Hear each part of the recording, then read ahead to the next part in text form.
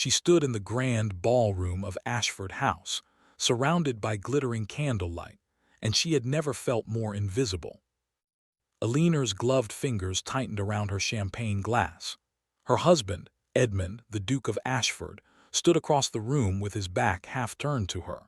He was speaking to Lady Cecily Harrow, a beautiful widow whose name the Tun whispered whenever Eleanor passed. Their heads were bent close together, and the Duchess watched as Lady Cecily's hand rested for a moment too long on Edmund's sleeve. No one approached Eleanor. No one asked her to dance. She was the Duchess of Ashford, yet she was treated like a shadow that clung to the walls. The other ladies watched her with pity poorly hidden behind their fans. She heard the murmurs, as sharp and cold as cut glass.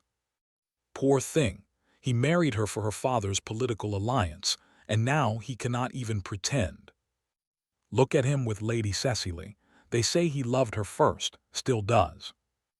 Eleanor's throat tightened, but she would not cry. Not here. She had been raised to be graceful under pressure, to smile when her heart was breaking.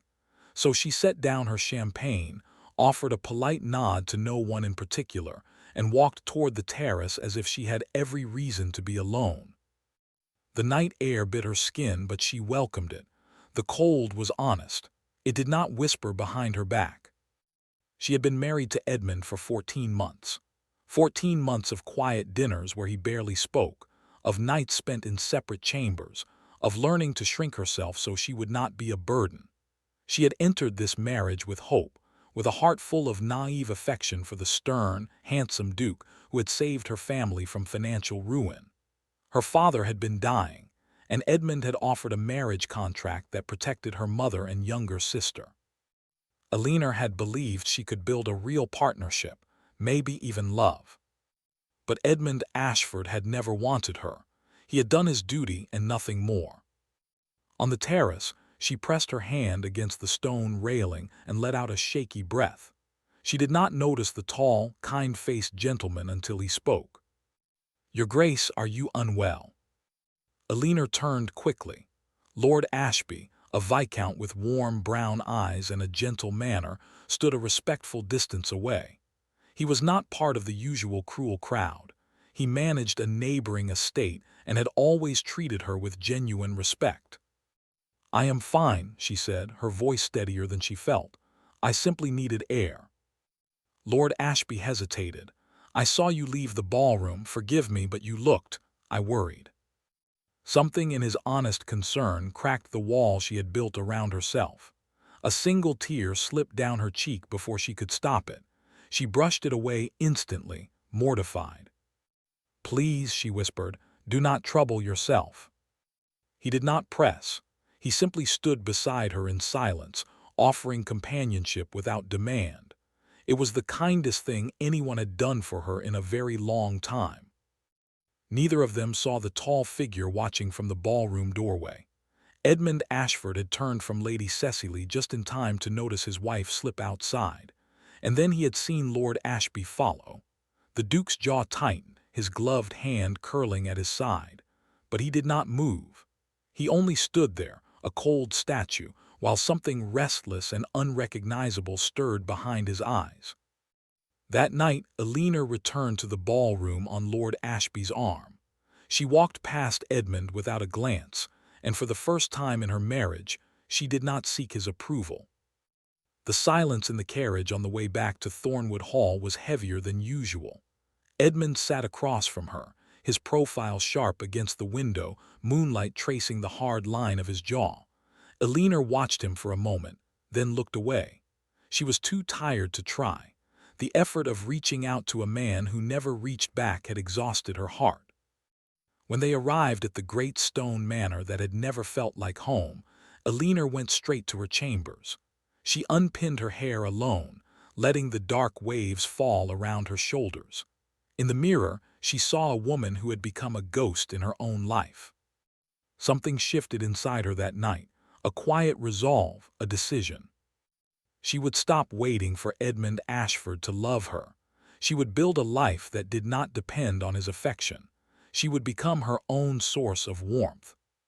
The next morning, Eleanor rose early. She dressed in a simple gown and walked out into the sprawling, neglected gardens of Thornwood Hall. Edmund's estate was beautiful but forgotten. The previous Duchess, his mother, had died years ago, and no one had tended the roses since. Weeds choked the pathways. The fountain stood dry. Alina found the head gardener, an elderly man named Mr. Finch, who looked startled to see the young Duchess in the dirt with her sleeves rolled up. "Your Grace, you needn't." "I want to," Alina said firmly. "Teach me." Over the following weeks she spent her mornings in the garden. She learned the names of every plant. She dug her hands into the soil, pruned dead branches, planned new beds. The physical labor soothed something broken inside her. She grew stronger, her cheeks flushed with health, her eyes less shadowed. She also began visiting the tenant families on the estate. She listened to their struggles, arranged for repairs to their cottages, brought baskets of food and medicine.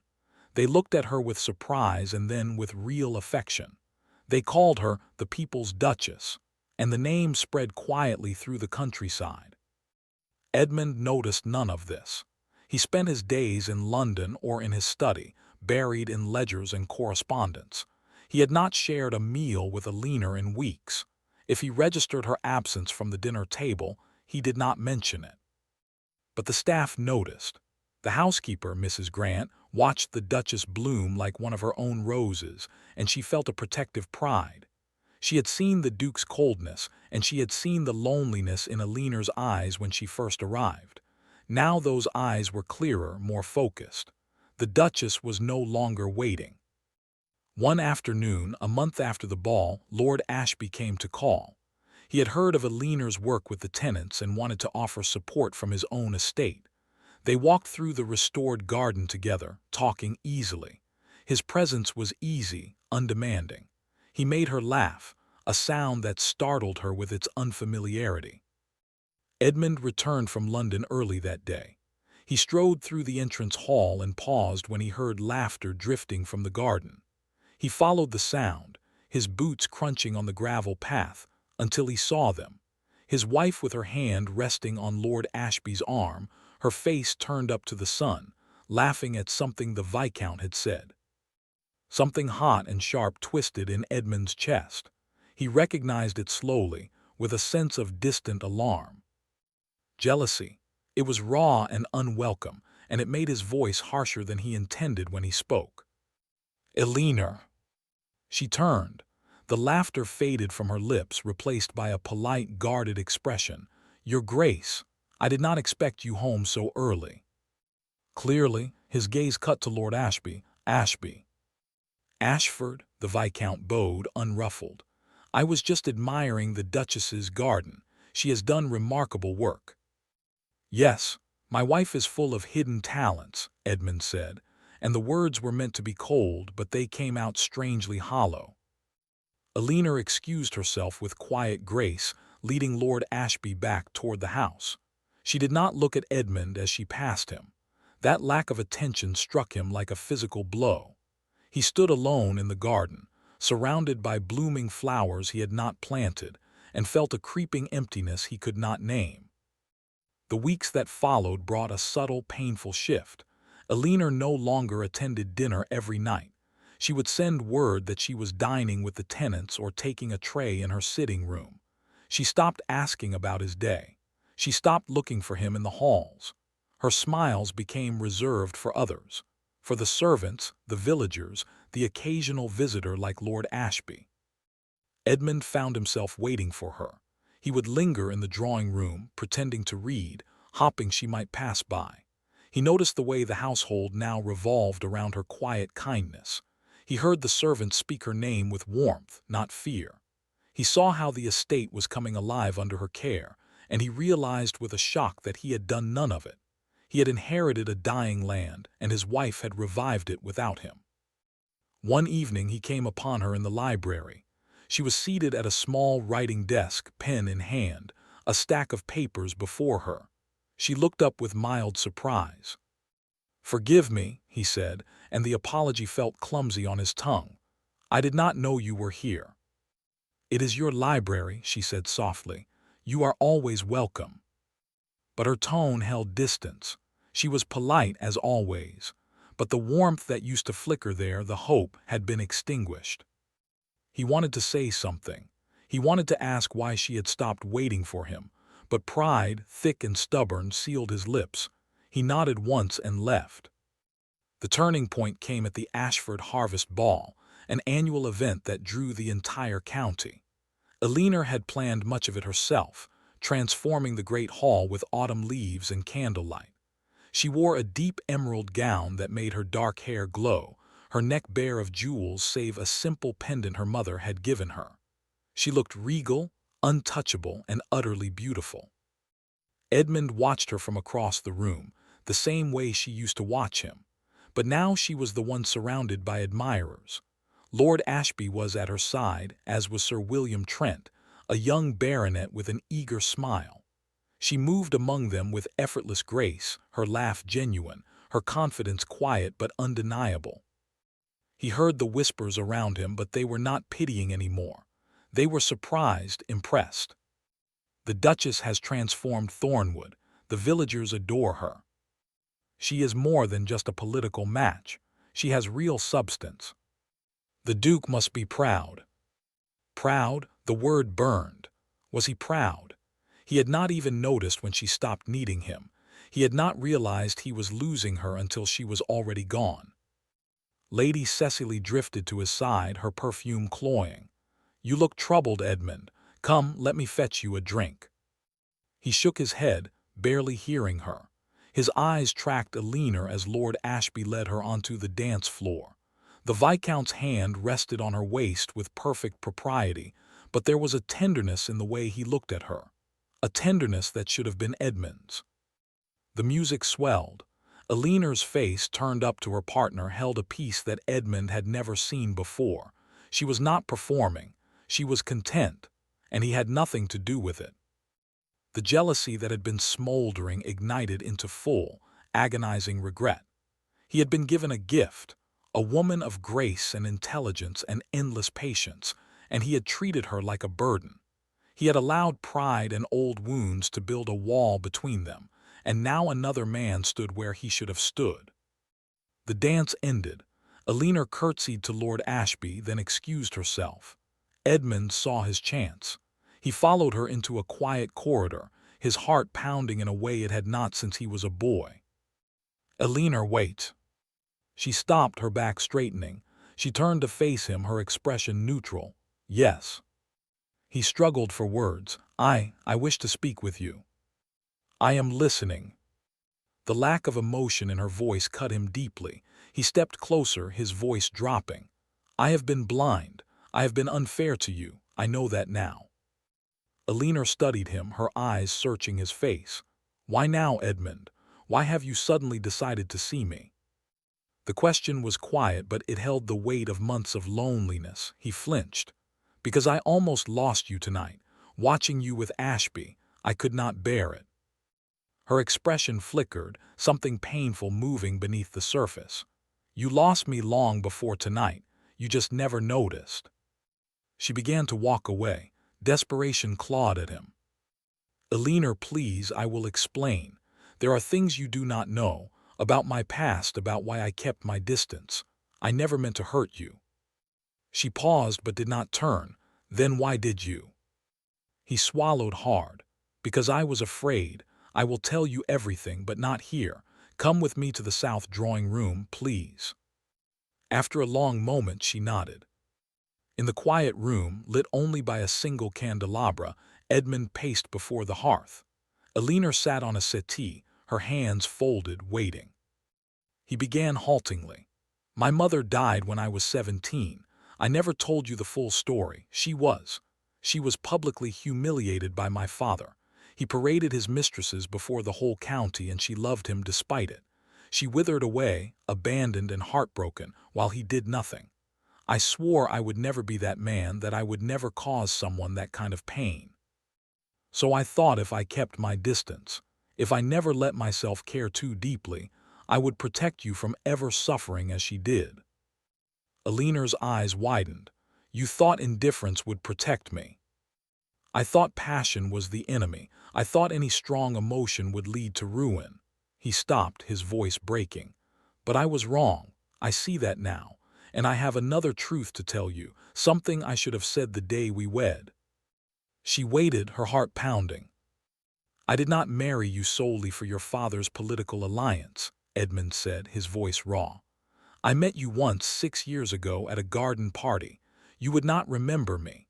I was just a young man, awkward and bookish, and you were so bright, so alive.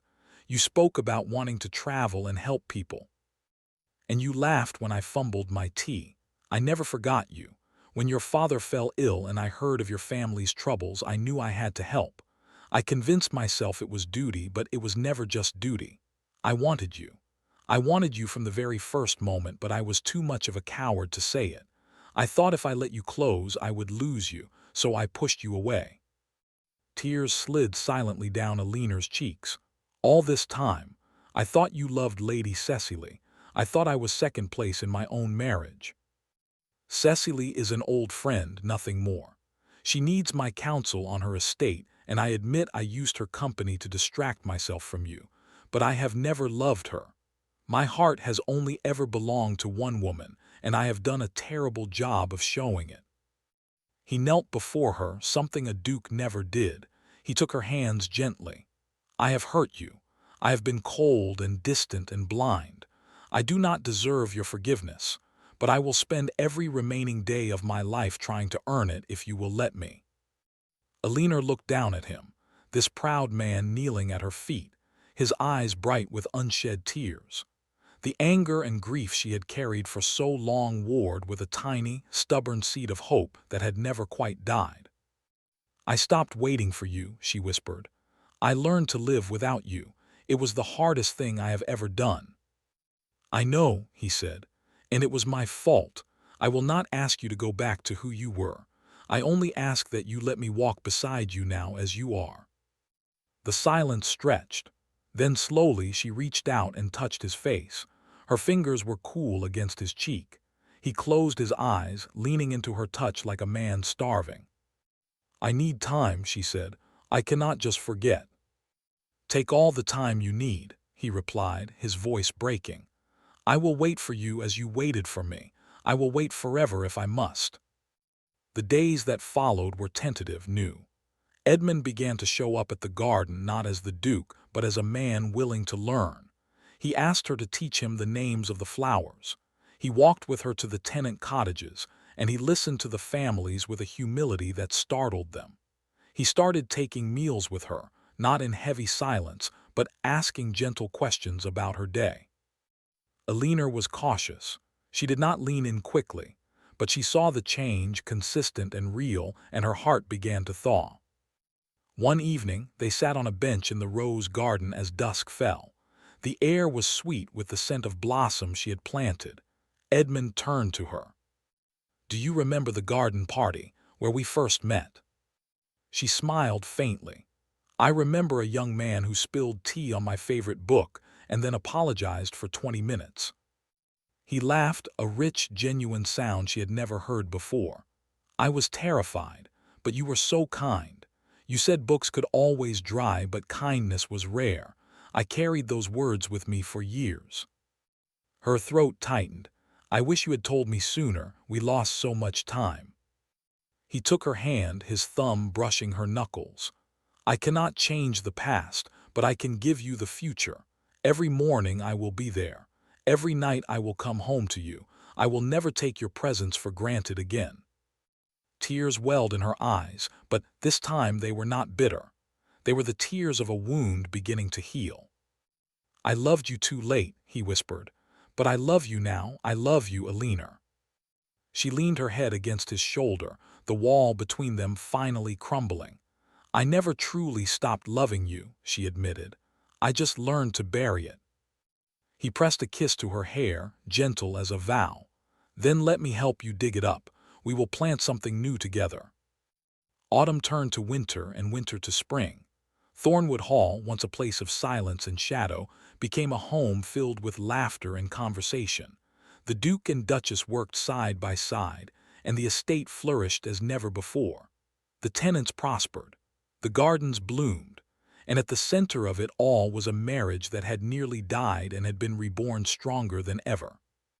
Lord Ashby, ever the gentleman, withdrew with grace. He told Eleanor once, with a quiet smile, that he had always known her heart belonged elsewhere. He had only wished to remind its owner of its worth. 1 year after that fateful harvest ball, Eleanor stood on the terrace of Ashford House, her husband's arm around her. They were hosting another ball, but this time she did not stand alone. She was surrounded by friends, by warmth, by the quiet pride of a life built on hard-won love. Edmund leaned close, his voice for her alone. "Look at you, the woman who stopped waiting and started living." She turned into his embrace, and the man who finally saw what was right in front of him. He kissed her forehead. "I see you now, I will always see you." Around them the music played. The stars shone bright, and inside the grand ballroom no one whispered of pity or neglect. They whispered of a love that had been lost and found, of a duchess who had learned to live without love and discovered it waiting where she least expected, in the heart of the man who had been afraid to give it. And that was the story told for years to come, about the Duke who learned too late and loved just in time, and the woman who taught him that the bravest thing a heart can do is keep beating, even when it thinks it has been forgotten. In the quiet of their chambers, long after the guests had gone, Eleanor looked at the man who had once been a stranger and was now her dearest companion. She saw the lines around his eyes that only relaxed when they were alone, and she touched his face. "Thank you for waiting for me," she said softly. He turned his head, pressing a kiss to her palm. "You waited for me first. I will spend forever making sure you never wait again." And so they began their forever, not with grand declarations or dramatic gestures, but with the steady, enduring promise of two people who had learned that love is not a moment of perfection, but a daily choice to stay, to see, and to cherish. They chose each other again and again, until the gardens of Thornwood Hall grew old, and the story of their love became the very root that held the house together, deep and unshakable, blooming with a beauty that time could not touch.